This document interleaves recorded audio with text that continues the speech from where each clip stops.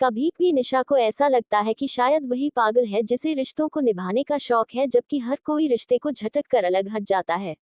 उसका मानना है कि किसी भी रिश्ते को बनाने में सदियों का समय लग जाता है और तोड़ने में एक पल भी नहीं लगता। जिस तरह विकास ने उसके अपने संबंधों को सिरे से नकार दिया है, वह भी क्यों नहीं आपसी संबंधों को झटक कर अलग हट जाती।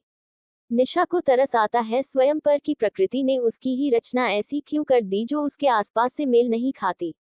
वह भी दूसरों की तरह बहाव में क्यों नहीं बह पाती कि जीवन आसान हो जाए।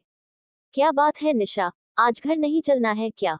सोम के प्रश्न ने निशा को चौंकाया भी और जगाया भी। गर्दन हिलाकर उठ बैठी निशा। मुझे कुछ देर लगेगी सोम, आप जाए। हाँ, तुम्हें डॉक्टर द्वारा लगाई पेट पर की थैली बदलनी है न, तो जाओ बदलो। मुझे अभी थोड़ा काम है। साथ साथ ही निकलते हैं। सोम उसका कंधा थपक कर चले गए। कुछ देर बाद दोनों साथ निकले तो निशा की खामोशी को तोड़ने के लिए सोम कहने लगे, निशा, ये तो किसी के साथ भी हो सकता है। शरीर में उपजी किसी भी बीमारी पर इंसान का कोई बस तो नहीं है न।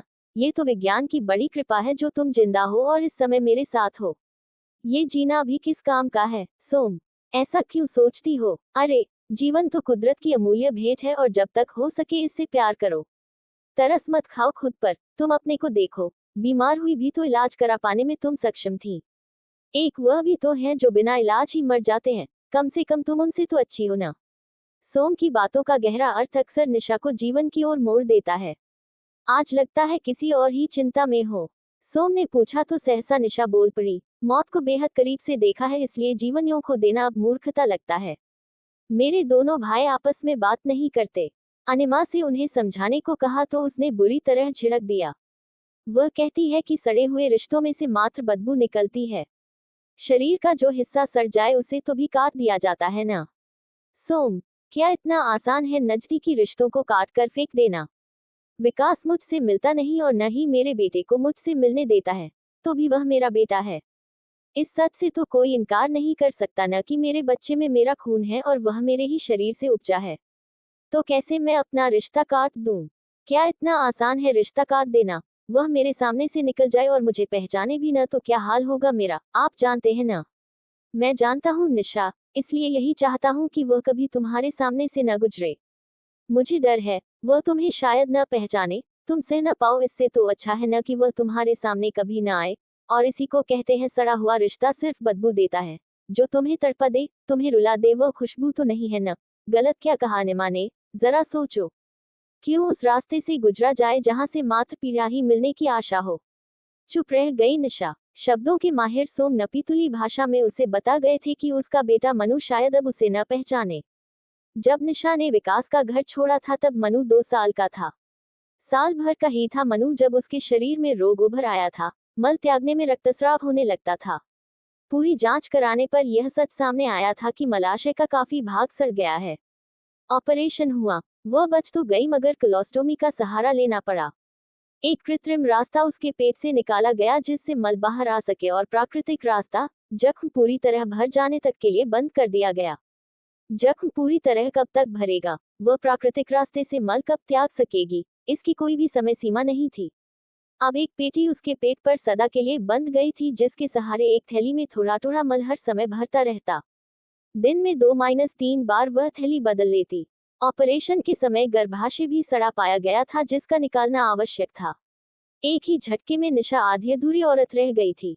कल तक वह एक बसीबसाई गृहस्थी की मालकिन थी जो आज घर में पड़ी बेकार वस्तु बन गई थी।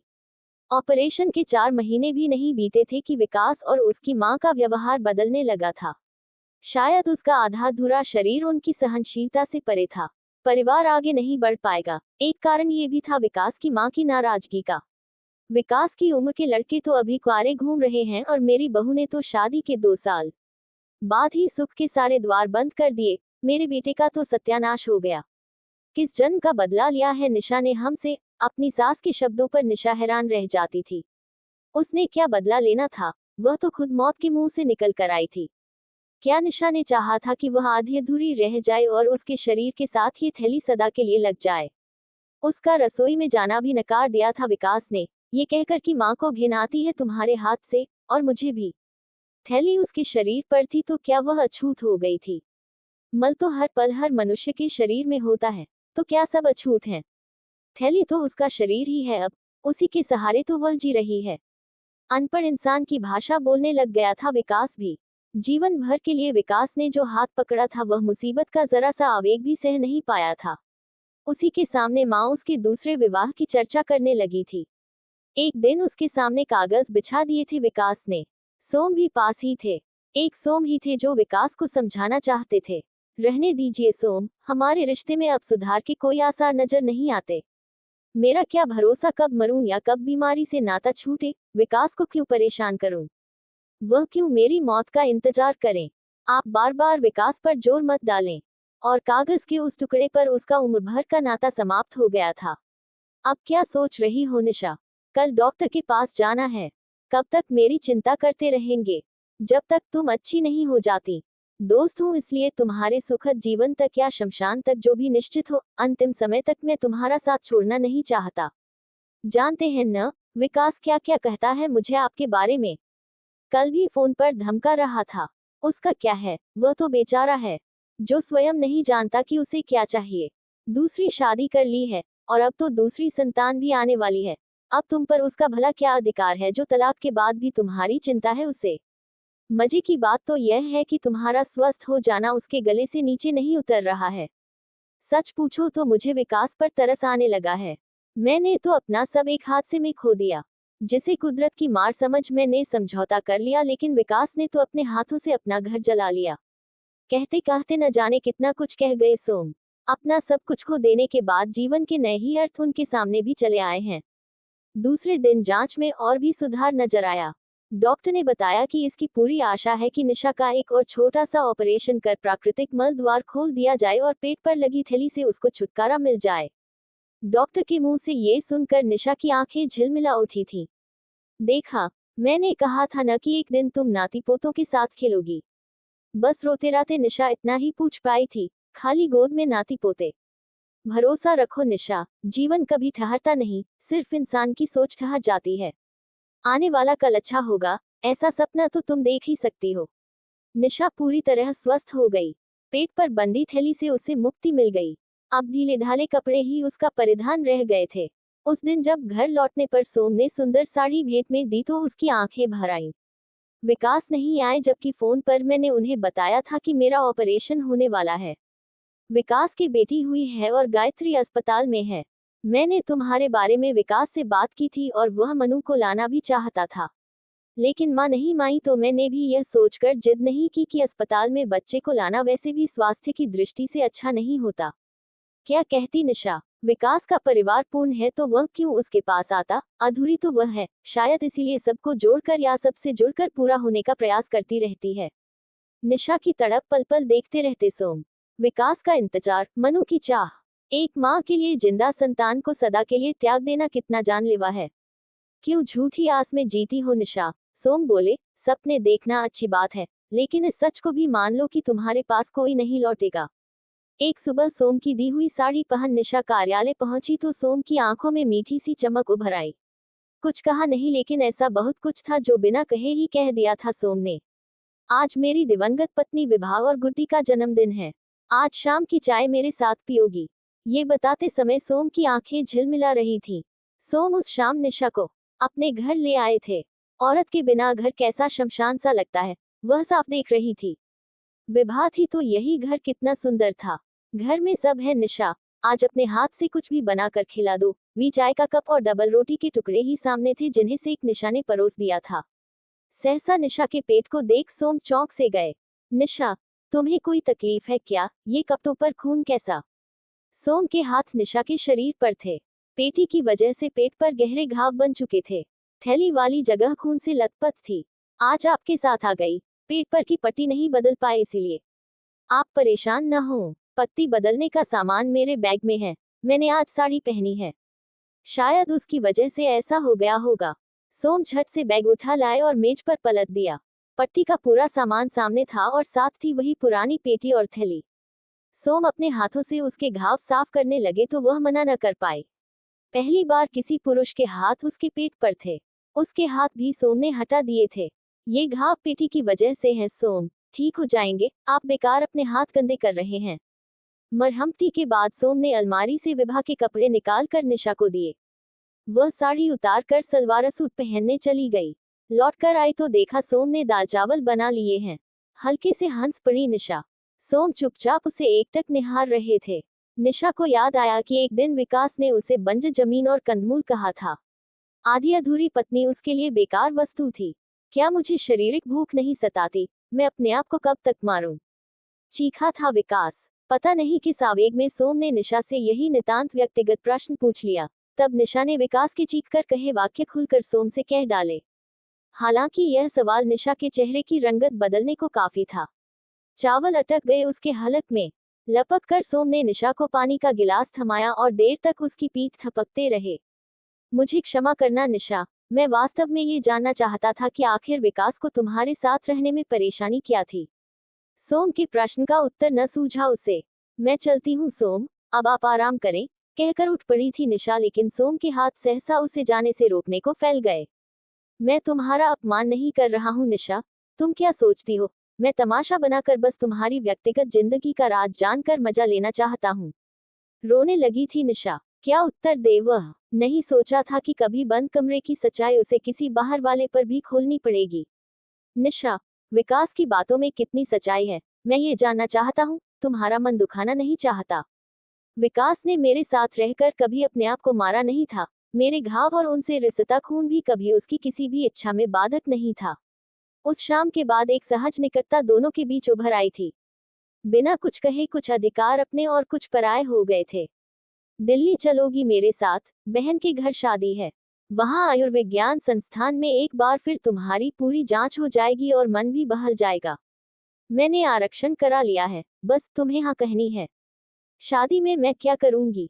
वहां मैं अपनी सखी को सबसे मिलाना चाहता हूँ। एक तुम ही तो हो जिसके साथ मैं मन की हर बात बांट लेता हूँ। कपड़े बार बार गंदे हो जाते हैं और ठीक से बैठा भी तो नहीं जाता। अपनी बेकार सी सखी को लोगों से मिलाकर अपनी हंसी उड़ाना चाहते हैं क्या?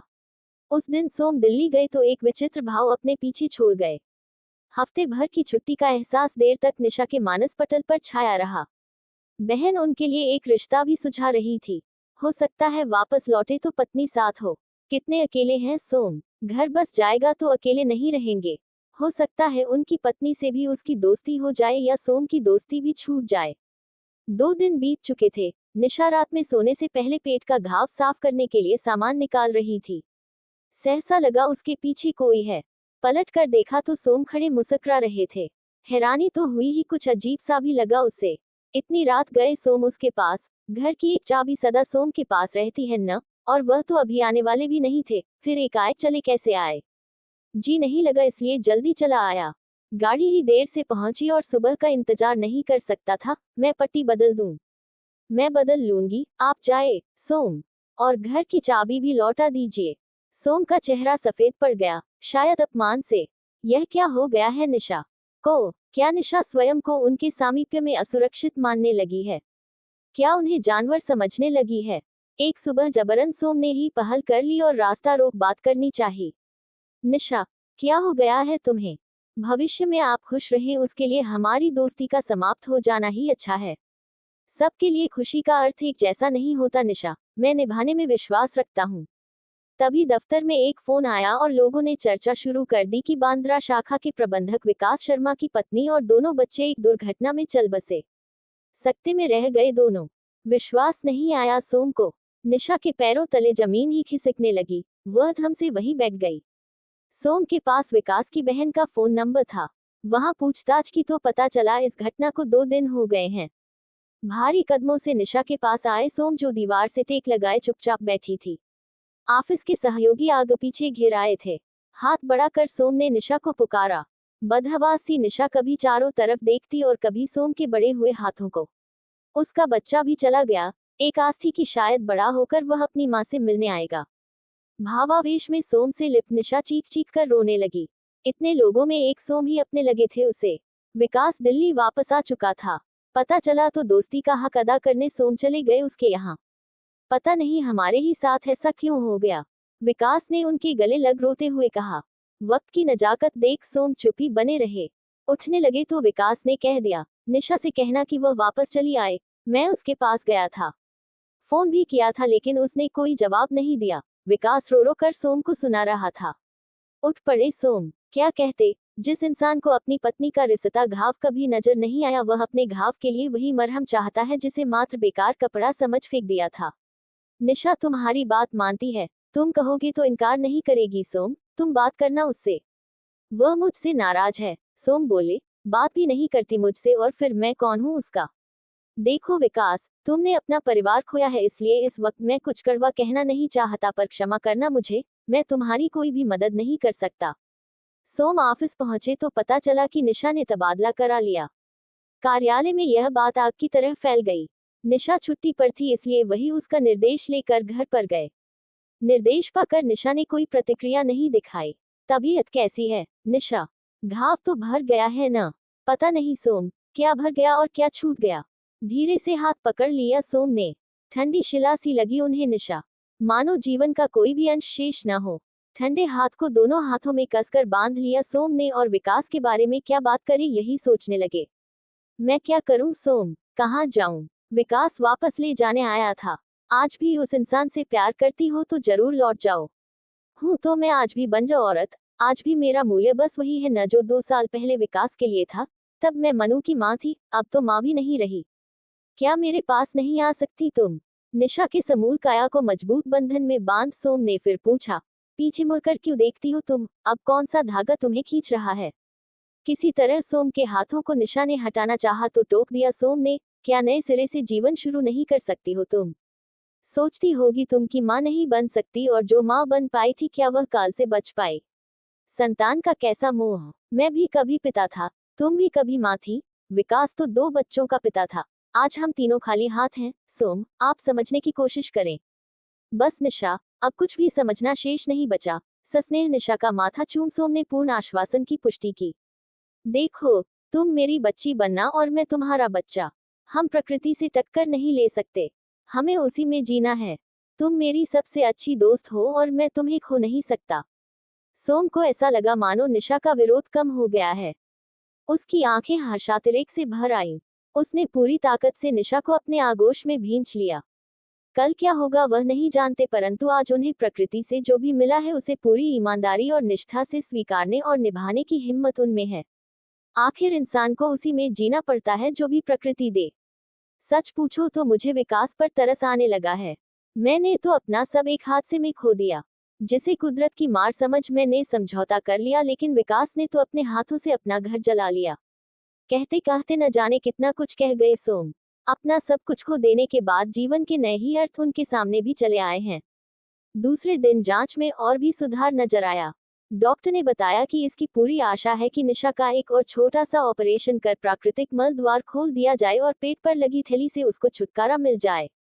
डॉक्टर के मुंह से ये सुनकर निशा की आंखें झिलमिला उठी थी। देखा, मैंने कहा था न कि एक दिन तुम नाती पोतों के साथ खेलोगी। बस रोते राते निशा इतना ही पूछ पाई थी, खाली गोद में नाती पोते। भरोसा रखो निशा, जीवन कभी ठहरता नहीं, सिर्फ इंसान की सोच ठहर जाती है। आने वाला कल अच्छा होगा, ऐसा सपना तो तुम देख ही सकती हो। निशा पूरी तरह स्वस्थ हो गई। पेट पर बंदी थैली से उसे मुक्ति मिल गई। अब ढीले ढाले कपड़े ही उसका परिधान रह गए थे। उस दिन जब घर लौटने पर सोम ने सुंदर साड़ी भेंट में दी तो उसकी आंखें भर आईं। विकास नहीं आए जबकि फोन पर मैंने उन्हें बताया था कि मेरा ऑपरेशन होने वाला है। विकास की बेटी हुई है और गायत्री अस्पताल में है। मैंने तुम्हारे बारे में विकास से बात की थी और वह मनु को लाना भी चाहता था।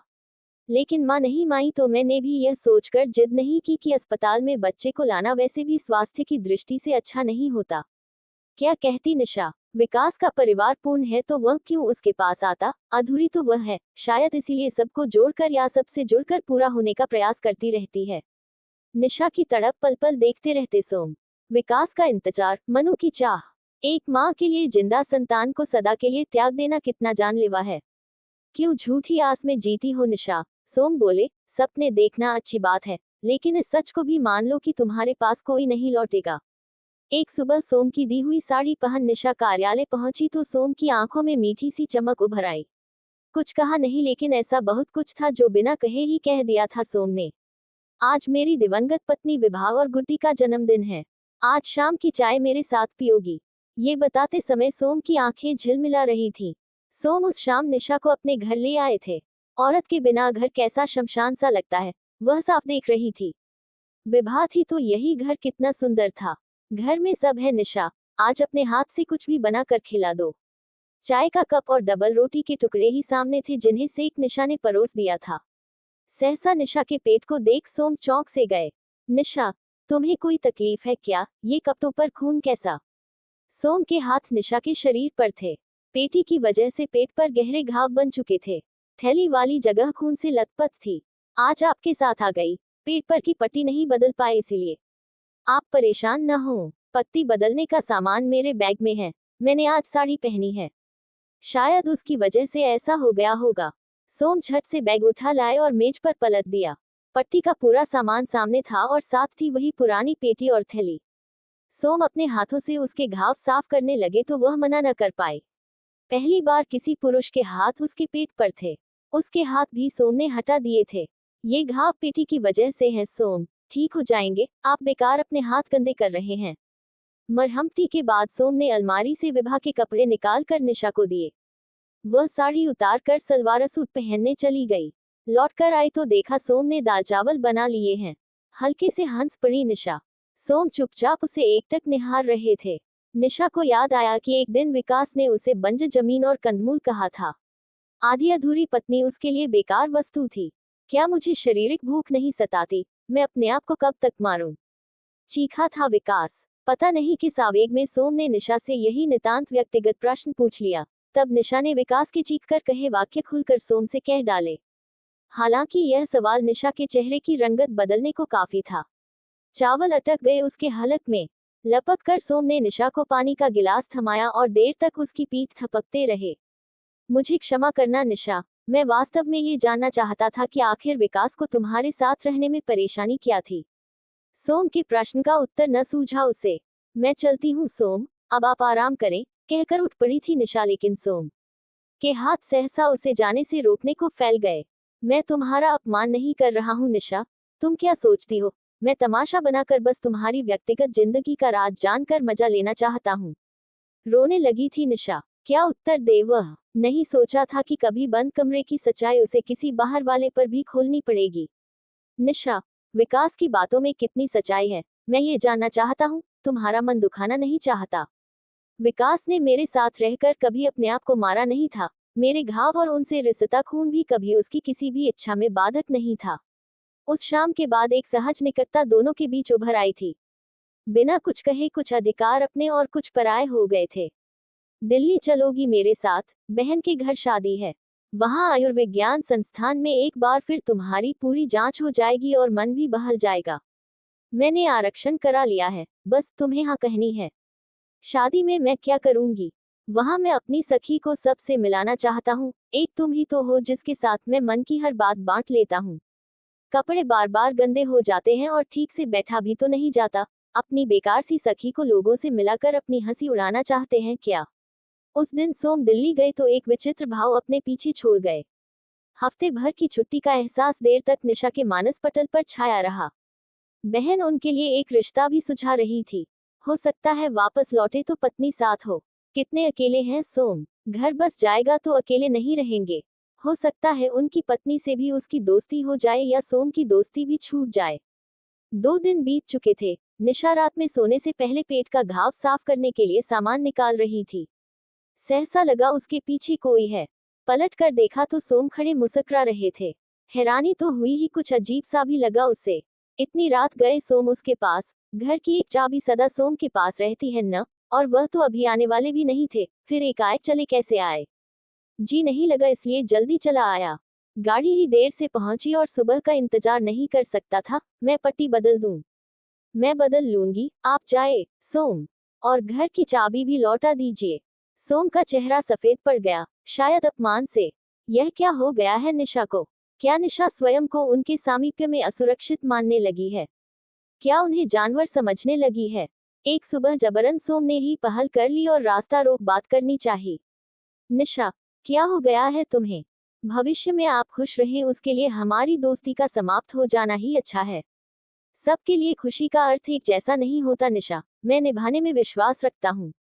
तभी दफ्तर में एक फोन आया और लोगों ने चर्चा शुरू कर दी कि बांद्रा शाखा के प्रबंधक विकास शर्मा की पत्नी और दोनों बच्चे एक दुर्घटना में चल बसे। सकते में रह गए दोनों। विश्वास नहीं आया सोम को। निशा के पैरों तले जमीन ही खिसकने लगी। वह धम से वहीं बैठ गई। सोम के पास विकास की बहन का फोन नंबर था। वहां पूछताछ की तो पता चला इस घटना को 2 दिन हो गए हैं। भारी कदमों से निशा के पास आए सोम, जो दीवार से टेक लगाए चुपचाप बैठी थी। ऑफिस सहयोगी आगे पीछे घिर आए थे। हाथ बढ़ाकर सोम ने निशा को पुकारा। बदहवास सी निशा कभी चारों तरफ देखती और कभी सोम के बड़े हुए हाथों को। उसका बच्चा भी चला गया। एक आस थी कि शायद बड़ा होकर वह अपनी माँ से मिलने आएगा। भावावेश में सोम से लिप्त निशा चीख चीख कर रोने लगी। इतने लोगों में एक सोम ही अपने लगे थे उसे। विकास दिल्ली वापस आ चुका था। पता चला तो दोस्ती का हक अदा करने सोम चले गए उसके यहाँ। पता नहीं हमारे ही साथ ऐसा क्यों हो गया, विकास ने उनके गले लग रोते हुए कहा।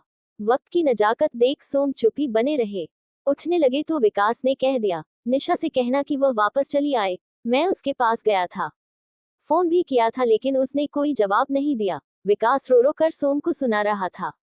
उठ पड़े सोम। क्या कहते? जिस इंसान को अपनी पत्नी का रिश्ता घाव कभी नजर नहीं आया, वह अपने घाव के लिए वही मरहम चाहता है जिसे मात्र बेकार कपड़ा समझ फेंक दिया था। निशा तुम्हारी बात मानती है, तुम कहोगे तो इनकार नहीं करेगी सोम, तुम बात करना उससे। वह मुझसे नाराज है, सोम बोले। बात भी नहीं करती मुझसे और फिर मैं कौन हूँ उसका? देखो विकास, तुमने अपना परिवार खोया है, इसलिए इस वक्त मैं कुछ कड़वा कहना नहीं चाहता, पर क्षमा करना मुझे, मैं तुम्हारी कोई भी मदद नहीं कर सकता। सोम ऑफिस पहुंचे तो पता चला कि निशा ने तबादला करा लिया। कार्यालय में यह बात आग की तरह फैल गई। निशा छुट्टी पर थी, इसलिए वही उसका निर्देश लेकर घर पर गए। निर्देश पाकर निशा ने कोई प्रतिक्रिया नहीं दिखाई। तबीयत कैसी है निशा? घाव तो भर गया है ना? पता नहीं सोम, क्या भर गया और क्या छूट गया? धीरे से हाथ पकड़ लिया सोम ने। ठंडी शिला सी लगी उन्हें निशा, मानो जीवन का कोई भी अंश शेष न हो। ठंडे हाथ को दोनों हाथों में कसकर बांध लिया सोम ने, और विकास के बारे में क्या बात करे यही सोचने लगे। मैं क्या करूं सोम, कहाँ जाऊं? विकास वापस ले जाने आया था। आज भी उस इंसान से प्यार करती हो तो जरूर लौट जाओ। हूं तो मैं आज भी बन जाओ औरत। आज भी मेरा मूल्य बस वही है न जो 2 साल पहले विकास के लिए था। तब मैं मनु की माँ थी, अब तो माँ भी नहीं रही। क्या मेरे पास नहीं आ सकती तुम? निशा के समूल काया को मजबूत बंधन में बांध सोम ने फिर पूछा। पीछे मुड़कर क्यों देखती हो तुम? अब कौन सा धागा तुम्हें खींच रहा है? किसी तरह सोम के हाथों को निशा ने हटाना चाहा तो टोक दिया सोम ने। क्या नए सिरे से जीवन शुरू नहीं कर सकती हो तुम? सोचती होगी तुम कि माँ नहीं बन सकती, और जो माँ बन पाई थी क्या वह काल से बच पाई? संतान का कैसा मोह। मैं भी कभी पिता था, तुम भी कभी माँ थी। विकास तो 2 बच्चों का पिता था। आज हम तीनों खाली हाथ हैं। सोम, आप समझने की कोशिश करें। बस निशा, अब कुछ भी समझना शेष नहीं बचा। सस्नेह निशा का माथा चूम सोम ने पूर्ण आश्वासन की पुष्टि की। देखो, तुम मेरी बच्ची बनना और मैं तुम्हारा बच्चा।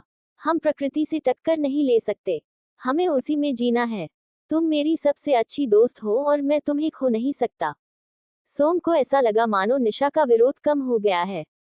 उसकी आंखें हर्षातिरेक से भर आईं। उसने पूरी ताकत से निशा को अपने आगोश में भींच लिया।